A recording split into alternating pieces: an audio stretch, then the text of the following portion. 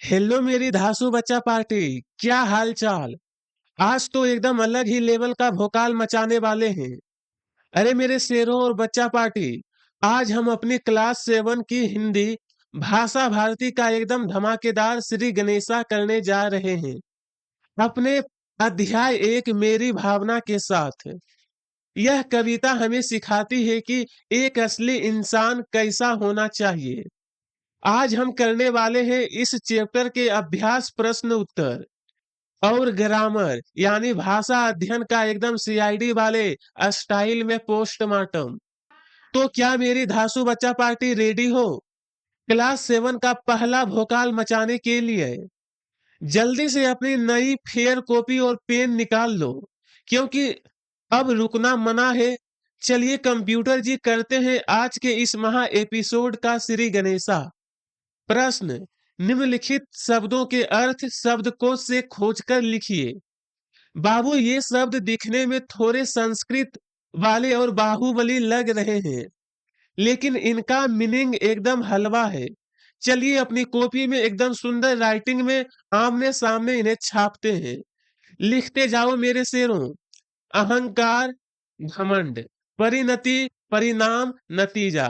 देशोन्नति, देश की उन्नति, देश का विकास। स्रोत, मूल स्थान जहां से कोई चीज निकलती है। ईर्ष्या, जलन। दुर्जन, दुष्ट व्यक्ति, बुरा आदमी। द्रोह, दुश्मनी, विरोध।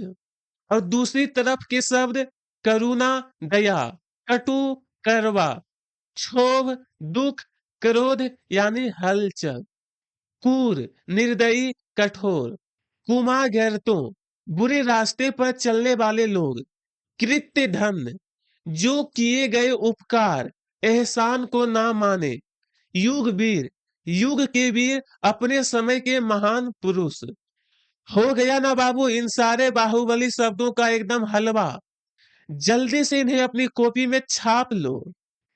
अब स्क्रीन पर आ चुका है बोध प्रश्न पहला। निम्नलिखित प्रश्नों के उत्तर लिखिए। तो चलिए कंप्यूटर जी, बिना टाइम वेस्ट किए करते हैं इन तीनों सवालों का एकदम धुआं धुआं। प्रश्न क: हमें जीवों के प्रति किस तरह की भावना रखनी चाहिए? बाबू, सोचो इस दुनिया में जितने भी जीव जंतु हैं, उनके साथ हमें कैसा व्यवहार करना चाहिए? क्या हमें उन्हें परेशान करना चाहिए? बिल्कुल नहीं। चलिए इसका एकदम सॉलिड आंसर अपनी कॉपी में उतारते हैं। उत्तर: हमें सभी जीवों के प्रति मित्रता, दया और करुणा की भावना रखनी चाहिए। लिखते जाओ मेरे शेरों। बाबू, कविता की लाइन ही है, मैत्री भाव जगत में मेरा सब जीवों से नित्य रहे। मतलब दुनिया के जितने भी जीव हैं, हमें सबसे दोस्ती और दया का भावना रखना है। एकदम सिंपल सा लॉजिक है। प्रश्न ख: मेरी भावना कविता में कवि ने किन किन पर साम्य भाव रखने की बात कही है? बाबू, साम्य भाव का मतलब होता है समान भाव, बिना गुस्सा किए एक जैसा बर्ताव करना। अब कवि इतने महान है कि वो अच्छे लोगों से तो प्यार करते ही हैं, लेकिन कुछ बुरे लोगों पर भी गुस्सा नहीं करना चाहते। वो कौन लोग हैं? चलिए लिखते हैं। उत्तर: मेरी भावना कविता में कवि ने दुर्जन यानी बुरे, क्रूर और कुमार्ग, बुरे रास्ते पर चलने वाले लोगों पर साम्य भाव रखने की बात कही है। एकदम ध्यान से समझना बाबू।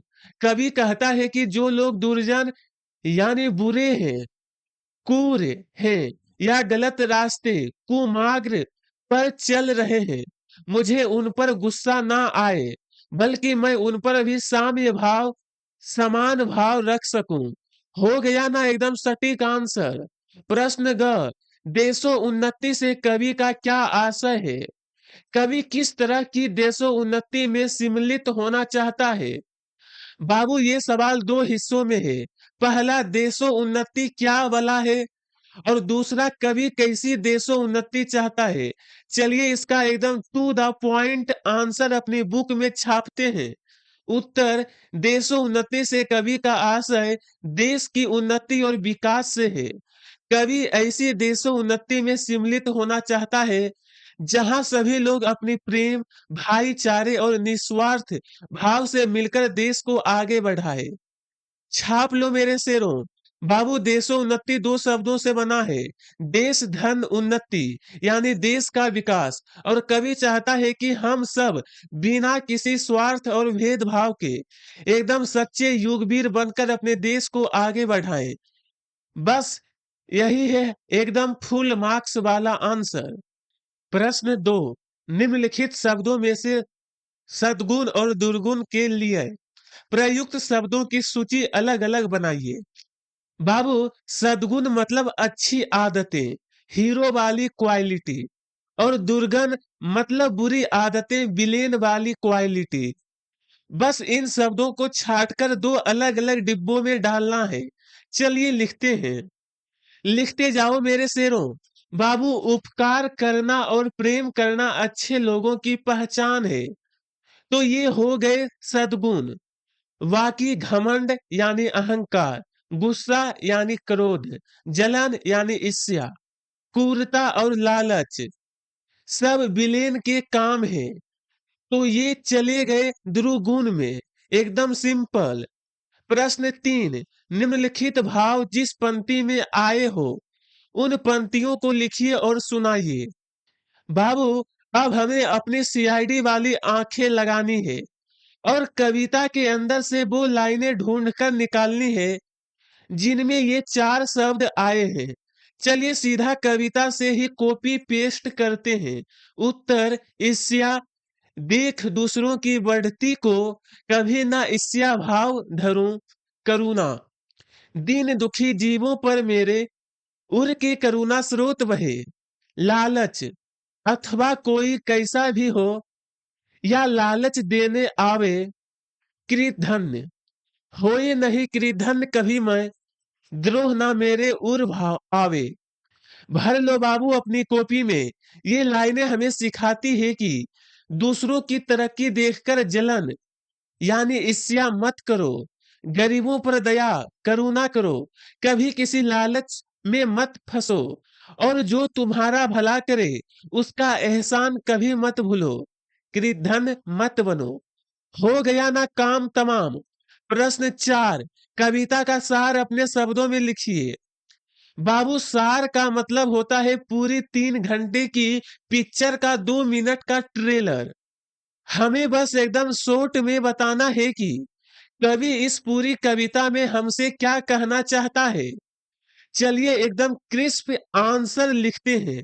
उत्तर, इस कविता का सार यह है कि हमें हमेशा परोपकारी, दयालु और न्याय के रास्ते पर चलने वाला इंसान बनना चाहिए। हमें कभी किसी से ईर्ष्या, क्रोध या घमंड नहीं करना चाहिए, और दुनिया के सभी जीवों के प्रति हमेशा मित्रता और प्रेम का भाव रखना चाहिए। बस बाबू, यही है अपना मेन पॉइंट। बुराई छोड़ो, अच्छाई अपनाओ, और सबके साथ मिलजुल कर रहो। पूरी कविता का एकदम परफेक्ट और पावरफुल निचोड़ हमने सिर्फ 2 लाइनों में छाप दिया है। सीधे फुल मार्क्स मिलेंगे। अब हमारा प्रश्न भाषा अध्ययन से है। निम्नलिखित अशुद्ध शब्दों की वर्तनी शुद्ध करके लिखिए। बाबू, ये शब्द दिखने में सही लग रहे हैं, लेकिन इनमें थोड़ी थोड़ी मात्रा और अक्षर की गड़बड़ी है। हमें डॉक्टर बनकर इसका एकदम सही ऑपरेशन करना है। लिखते जाओ मेरे शेरों। बाबू, ईर्ष्या में बड़ी ई और ऊपर आधा र आता है। स्रोत में आधा स नहीं, बल्कि स में नीचे र पदेन लगता है। दुर्जन में ज के ऊपर रेफ लगेगा, और परिणति तथा दृष्टि दोनों में ही आखिरी अक्षर पर छोटी ई की मात्रा आएगी। हो गया ना इनका परफेक्ट इलाज। प्रश्न दूसरा, निम्नलिखित शब्दों का अर्थ लिखकर अंतर स्पष्ट कीजिए। बाबू, ये शब्द एकदम जुड़वा भाइयों की तरह दिखते हैं, बस एक मात्रा का फर्क है, लेकिन एक मात्रा बदलने से ही इनका पूरा मीनिंग बदल जाता है। चलिए देखते हैं कैसे। भर लो बाबू। देखो, भाव मतलब हमारी भावना, लेकिन भव मतलब पूरी दुनिया। वेर मतलब दुश्मनी, और बेर तो वो मीठा या फल जो हम खाते हैं। और गृह मतलब अपना प्यारा घर, लेकिन ग्रह मतलब अंतरिक्ष वाले प्लेनेट्स। हो गया ना एकदम झक्कास पोस्टमार्टम। प्रश्न 3, वर्ग पहेली में से नीचे दिए गए शब्दों के विलोम शब्द छांटकर लिखिए। अब आ गया ना अपना फेवरेट गेम। बाबू, इन शब्दों के उल्टे विलोम शब्द इसी नीचे वाले डिब्बों में छुपे बैठे हैं। अपनी सीआईडी वाली नजर घुमाओ और इन्हें बाहर निकालो। एकदम परफेक्ट मेरे शेरों। उपकार का उल्टा अपकार, और कुमार्ग का सुमार्ग। तो एहसान ना मानो वो कृधन, और जो माने वो कृतज्ञ। बाकी जीवन का मृत्यु, अन्याय का न्याय, दुख का सुख, तो एकदम फ्री के नंबर है। छाट लीजिए हमने डिब्बे के सारे सीक्रेट्स। प्रश्न 4, नीचे लिखे शब्दों को ध्यान से पढ़िए और जिन वर्णों की आवृत्ति हुई है उसे लिखिए। बाबू, आवृत्ति का मतलब होता है किसी चीज का बार बार आना। जैसे सरल और सत्य दोनों में पहला शब्द, पहला अक्षर स है। बस ऐसे ही हमें इन जोरों में से कॉमन अक्षर ढूंढकर बाहर निकालना है। एकदम बच्चों वाला गेम है ये। भरते जाओ मेरे शेरों। पहली लाइन में कुर और कुमार्ग दोनों शुरू होते हैं क से। दूसरी लाइन में गुण और ग्रहण में कॉमन है अपना ग। तीसरी में दिन और दुखी में बार बार आ रहा है द। और आखिरी में रत और रहा में रिपीट हो रहा है र। हो गया ना चुटकियों में सोल्व। अब बाबू, अपनी रडार वाली सीआईडी नजर जरा इन नीचे वाले गुलाबी डिब्बे पर डालो। क्या आपने कभी सोचा है कि कवि लोग जानबूझकर एक ही अक्षर वाले शब्द साथ में क्यों लिखते हैं? चलिए इस सस्पेंस को खोलते हैं। ध्यान दीजिए, इस प्रकार की आवृत्ति से कविता में सौंदर्य उत्पन्न होता है। कविता में सौंदर्य उत्पन्न करने वाले तत्वों को अलंकार कहते हैं। ध्यान से सुनो बाबू। जैसे हम लोग पार्टी में जाने से पहले सुंदर दिखने के लिए अच्छे अच्छे कपड़े और गहने पहनते हैं ना, वैसे ही कवि लोग अपनी कविता को सुंदर और सुरीला बनाने के लिए इन रिपीट होने वाले अक्षरों का इस्तेमाल करते हैं। ग्रामर की भाषा में कविता की इस सुंदर को बढ़ाने वाले गहनों को ही अलंकार कहते हैं। है ना एकदम धांसू लॉजिक। अब कोई भी पूछे तो सीना चौड़ा करके बता देना। तो बच्चा पार्टी, अब हम लोग देखने वाले हैं योग्यता विस्तार। बाबू, इन तीनों सवालों में आपसे कहानी सुनाने, चर्चा करने और कविता गाने को कहा गया है। मतलब ये आपकी क्लास एक्टिविटी है। इसमें आपको पेन नहीं चलाना, बस अपना दिमाग चलाना है। प्रश्न 1, 2 और 3 कक्षा की गतिविधि है। इनमें हमें सत्य, परोपकार और अच्छे गुणों पर चर्चा करनी है। इन्हें फेयर कॉपी में लिखने की जरूरत नहीं। बस बाबू, जब भी क्लास में टीचर इन नैतिक मूल्यों की बात करें तो एकदम सीना चौड़ा करके बता देना कि सर, हमें सबसे प्रेम करना चाहिए, दया करनी चाहिए और कभी घमंड नहीं करना चाहिए। बस हो गया आपका काम। अब बाबू, अपनी रडार वाली सीआईडी नजर जरा इस नीले वाले डिब्बे की लाइन पर डालो। ये कोई नॉर्मल लाइन नहीं है। ये वो सीक्रेट है जो आपको लाइफ में हमेशा टॉपर बनाए रखेगा। लाइन का गोल्डन रूल, विद्या से विनम्रता आती है। ध्यान से सुनो मेरे शेरों। इसका मतलब है कि इंसान चाहे कितना भी पढ़ लिख ले, क्लास में टॉप कर जाए या कितना भी बड़ा ज्ञानी बन जाए, अगर उसके अंदर विनम्रता, अच्छे संस्कार नहीं है, तो भी पढ़ाई किसी काम की नहीं। असली ज्ञानी वही है जो ज्ञान पाकर घमंडी ना बने, बल्कि और ज्यादा शांत, प्यारा और समझदार हो जाए। एकदम 100% की बात है ये। लो मेरे बच्चा पार्टी, इसी के साथ क्लास 7 हिंदी भाषा भारती का अध्याय 1 मेरी भावना होता है एकदम 100% फिनिश।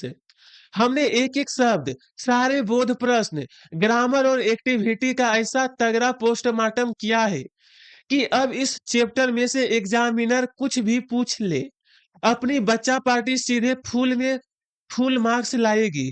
तो फटाफट वीडियो को लाइक ठोको, चैनल को सब्सक्राइब करो और दोस्तों के साथ इसे शेयर करके मचाते रहो। मिलते हैं बहुत जल्द चैप्टर 2 के नए भोकाल के साथ।